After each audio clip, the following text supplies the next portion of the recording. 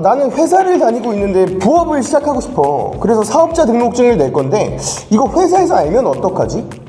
혹은 난 이제 사업이 막 커지고 있어서 직원을 뽑고 싶어. 그런데 직원은 조금 부담스럽고 아르바이트생을 뽑아야 되는데 이걸 프리랜서로 뽑아야 되는지 정규직으로 뽑아야 되는지, 그리고 정규직은 뭐 4대 보험, 주휴수당 뭐 이런 것들을 챙겨줘야 된다는데 도대체 이게 뭔지 모르겠어요. 그래서 모셨습니다. 노무법인 호담의 김영규 대표 노무사십니다.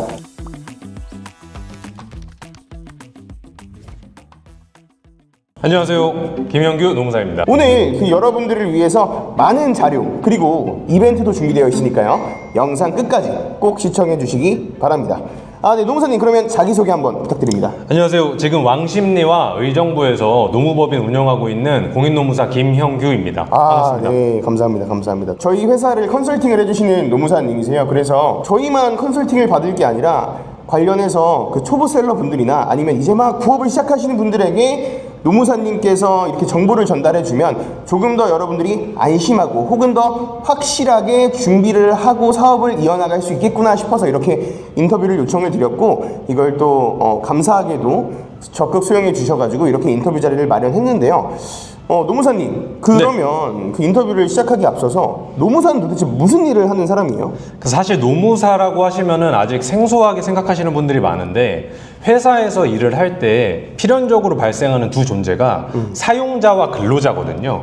그러면 사용자라는 것은 대표. 맞습니다. 네. 사용자와 근로자 사이에 벌어지는 모든 일을 다 한다고 생각하시면 됩니다. 사장이 직원한테 월급을 줄 때 발생하는 애로사항이나, 맞습니다. 직원이 월급을 받을 때 발생하거나 일할 때 발생하는 모든 애로사항을 다 한다. 네, 다 합니다. 저는 회사 다닐 때 말단이었으니까 말단 직원들이나 아니면 회사에서 큰 문제가 없으면 이렇게 노무사님을 뵙는 게 흔한 일은 아니거든요. 맞아요. 사실 노무사를 찾아간다라는 것 자체가 사용자든 근로자든 이미 어느 정도 문제가 생겼다라고 볼 수도 있어요. 그런 신호로 해석하는 경우도 있습니다. 그러면은 문제가 발생하기 전에 노무사님을 만나서 이렇게 하는 경우는 거의 없어요? 그런 경우들은 보통 사장님들이 많이 와주세요.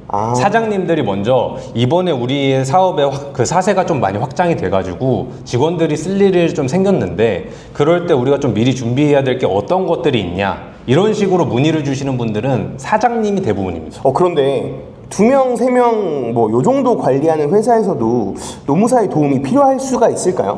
충분히 필요할 수 있고요. 2명, 3명이 일하신다고 하더라도 근로기준법은 5인 미만 사업장에 적용되는 내용들이 상당히 많거든요.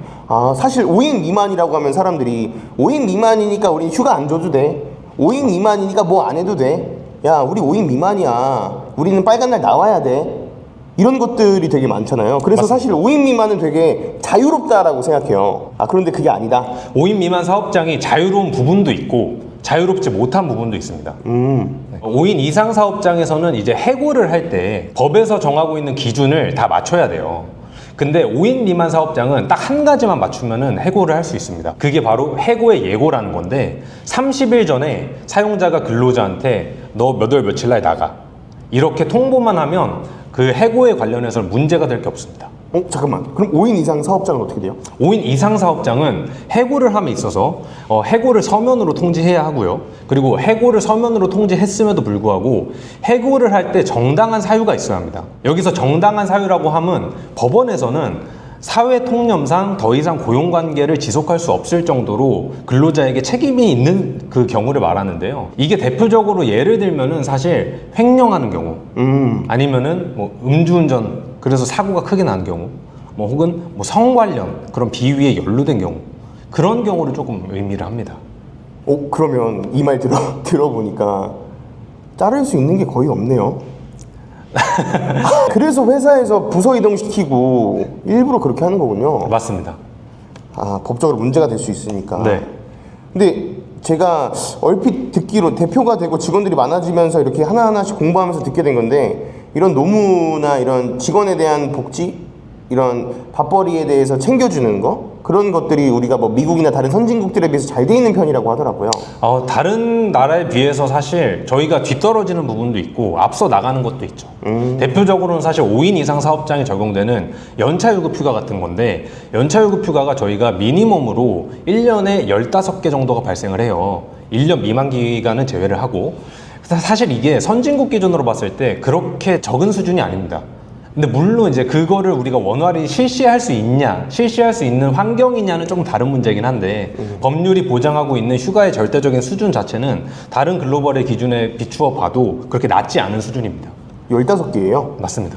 야, 너희는 입사한 지 1년 아직 안 됐으니까 한 달에 하나씩 늘어날 거야? 이거는 말이 되는 거예요? 그거는 이제 5인 이상 사업장에서도 1년 미만이냐, 1년 이상이냐를 조금 구분을 해야 되는데 1년 미만인 경우에는 한 달에 하나씩 발생하는 게 맞아요. 네, 그런데 말 그대로 1년 미만이기 때문에 12개월보다 미만, 언더로 떨어지면서 최대로 11개밖에 발생하지 않는 거거든요. 그리고 나서 1년 이상이 딱 되는 시점, 366일째가 되는 시점에 15개가 추가로 발생하는 겁니다. 그 전에 5인 미만이면 휴가 안 줘도 되는 거 맞아요? 5인 미만이면은 근로기준법상 연차유급 휴가가 적용되지 않습니다. 그렇기 때문에 휴가 줄 의무가 없죠. 근데 저는 5인 미만이었을 때도 줬거든요. 그럼 나라에서 뭐 잘했다고 칭찬해주거나 뭐 세금을 깎아준다거나 그런 건 없나요? 그런 거는 이제 따로 마련되어 있지 않습니다. 좋습니다. 좋습니다. 너무 궁금한 내용들에 대해서 많이 알 수 있을 것 같아요. 그러면 하나하나부터 알아보도록 하죠. 직원이 있는 분들도 계실 텐데 그것보단 나는 지금 피고용인 형태야. 직장인이야. 그런데 부업을 하고 싶어요. 그래서 겸직을 하고 싶은데 일단 이 겸직을 할 때 회사에서 겸직이 불가능한 경우가 있고 겸직이 허용되는 경우도 있단 말이죠. 그러면 겸직이 허용되는 경우에 나는 겸직이 허용되긴 하는데 그래도 굳이 회사에 알리고 싶진 않아요. 그런데 회사는 어떻게 내가 겸직을 하고 있는 걸 알 수 있죠? 겸직이라는 부분에 대해서 저희가 조금 오해를 하고 있는 부분이 좀 많은 것 같아요. 네. 근데 겸직은 회사에 사실 허가를 받거나 허가를 받지 않거나 하는 그런 성질의 것이 아닙니다.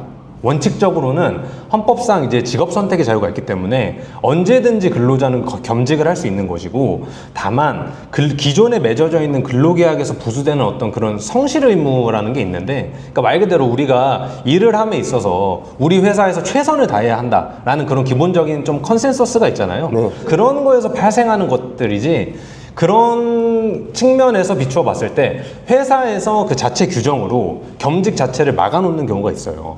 그런 경우에 이제 문제가 될 수 있는 것이고, 그리고 회사가 사실 이것을 인지하게 되는 구체적인 시점이 언제냐면 사실은 이게 4대 제일 보험, 궁금할 거예요. 회사가 도대체 어떻게 알아? 사실은 4대 보험 때문입니다. 4대 보험이 저희가 고용보험 같은 경우에는 원칙적으로 이중가입이 허용이 되지가 않아요. 그렇다라는 말은 내가 고용보험을 그 투잡사업장에서 가입을 하려고 할 때, 제가 가입 신청서를 이제 제출한다고 쳤을 때, 잠깐, 투잡하고 있는 그곳에서 고용보험을 가입한다는 소리는 네, 내가 누군가의 보험료를 내줘야 되기 때문에 내가 보험을 가입하는 거 아닌가요? 그러니까 이게 근로자의 입장과 사용자의 입장이 있을 텐데, 네. 그래서 근로자로 일한다는 거는 결국에는 사용자가 2명이 된다는 거거든요. 자기 위에 있는 사용자가. A 사업장, B 사업장. 맞습니다. A 사업장과 B 사업장.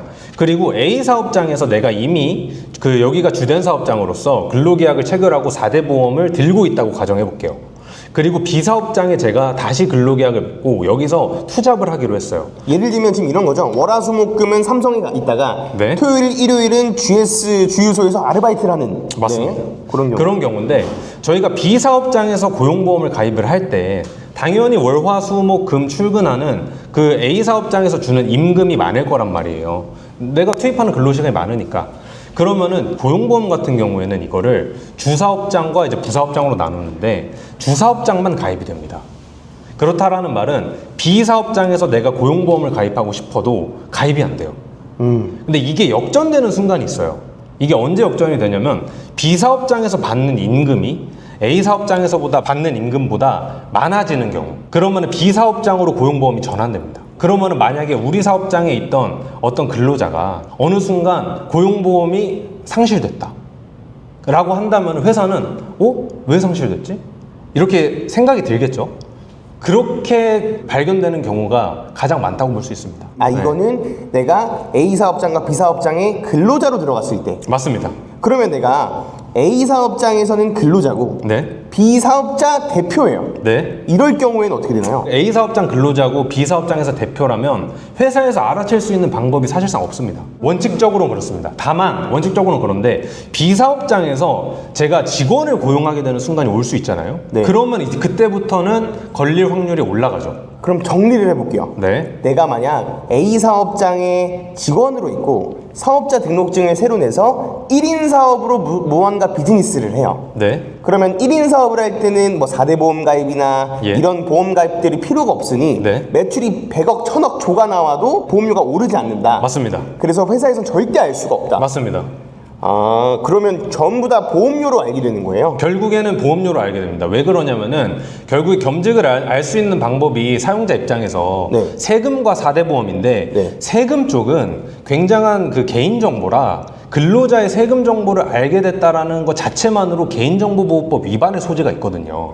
그래서 세금을 통해서 알 수 있다는 거는 조금 현실적으로 어려워요. 결국에는 4대 보험을 통해서 유추해야 합니다. 회사 입장에서. 그러다 보니까 A 사업장에서는 근로자로 일하고 B 사업장에서는 대표로 일할 때 1인으로 일한다라면 크게 걱정하실 건 없어요. 그럼 만약에 회사에서 그 규정으로 겸직을 금지를 해놨어요. 네. 그러면 겸직이 금지됐을 때 내가 몰래 부업을 했어요. 그럼 이렇게 되면 회사에서 해고 사유가 될 수 있나요? 아, 겸직만으로 해고 사유가 된다고 하기에는 좀 부담스럽습니다.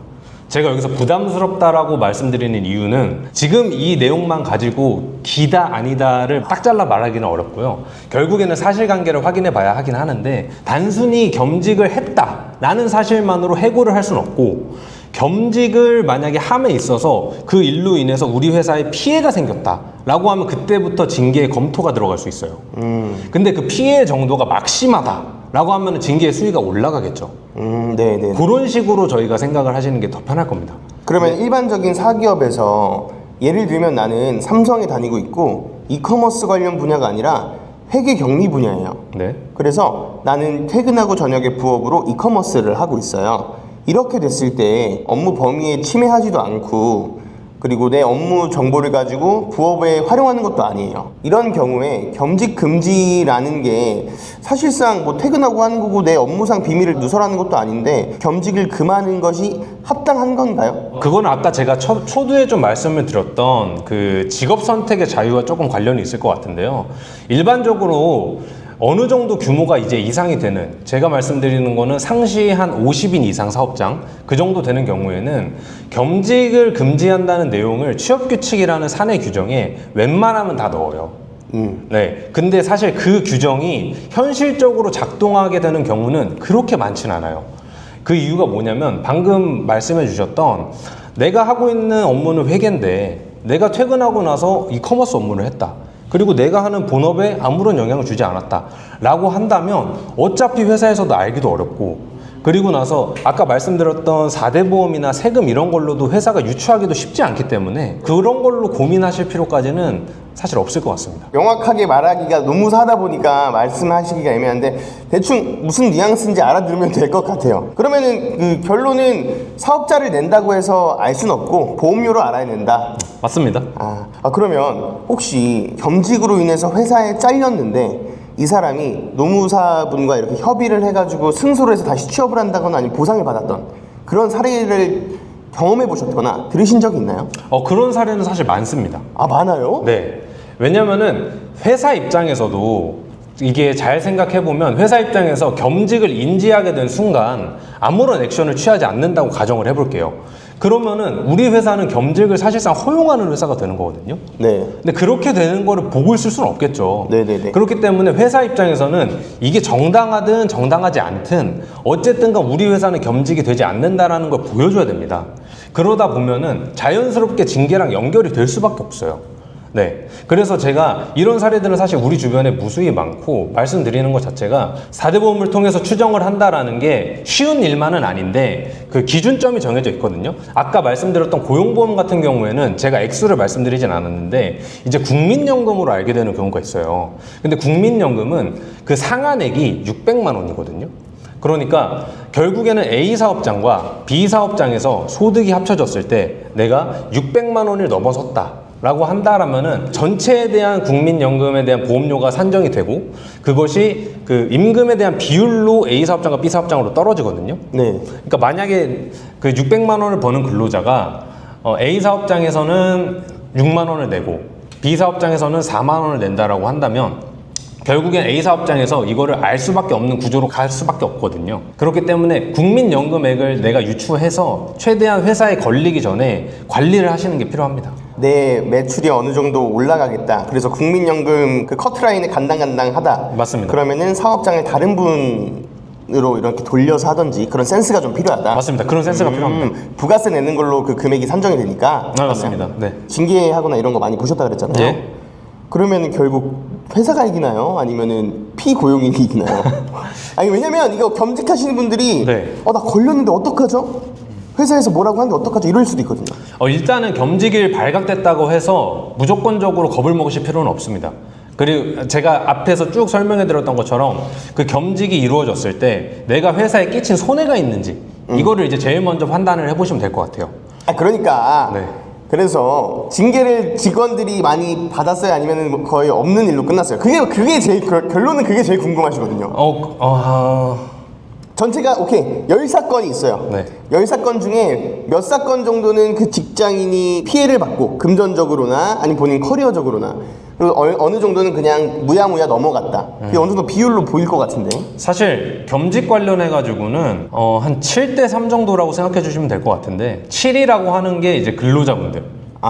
네, 그러니까 겸직을 내가 발각된다라고 하더라도 이게 최후의 어떤 법정 절차까지 이어진다고 하더라도 돌아올 확률이 70%. 네, 다만 여기서 제가 말씀드리는 이 70%라는 거는 사실관계에 따라 달라질 수 있고 그리고 아까 제가 말씀드렸던 회사에 끼친 손해가 얼마냐 이거를 이제 기준으로 말씀드린 거기 때문에 회사에 끼친 손해가 미미하다는 그 전제 하에 네, 그 정도 수치라고 제가 말씀을 드리겠습니다. 부업 혹은 그 겸직 관련해서 궁금하신 분들 있으시면 노무법인 호담 오늘 저희한테 무료로 와서 이거 해주시는 거거든요. 그래서 노무법인 호담에 한번 문의를 해주시는 것도 좋을 것 같습니다. 자, 그러면 이제 제가 이커머스 사업을 막 하고 있는데 매출이 좀 생겼어요. 그래서 직원을 좀 써서 내 시간을 좀 더 여유 있게 만들고 싶어. 그러면 아르바이트생들을 많이 뽑는단 말이죠. 네. 그러면 이 아르바이트생을 뽑을 때 저는 그냥 아르바이트생은 아르바이트생 이렇게 생각했는데 프리랜서가 있고 그리고 근로자로 고용하는 경우도 있더라고요. 저는 아르바이트생들은 전부 다 프리랜서라고 생각했는데 아르바이트생도 근로자가 있어요. 오늘은 온라인 셀러들을 위해서 노무상식, 노무지식, 겸직은 어떻게 해야 될까요? 그리고 프리랜서랑 고용인은 어떻게 다른 건가요? 이런 정보에 대해서 알아봤는데요. 더 많은 내용이 궁금하시다면 노무법인 호담 꼭 기억해 주시고요. 아래 더보기 채널톡에 상담 문의 남겨놓을 테니까요. 그쪽으로 문의 주시면 좋을 것 같습니다. 네, 그렇다면 오늘 영상은 여기서 마무리하고요. 다음에 더 좋은 영상으로 찾아뵙겠습니다. 감사합니다.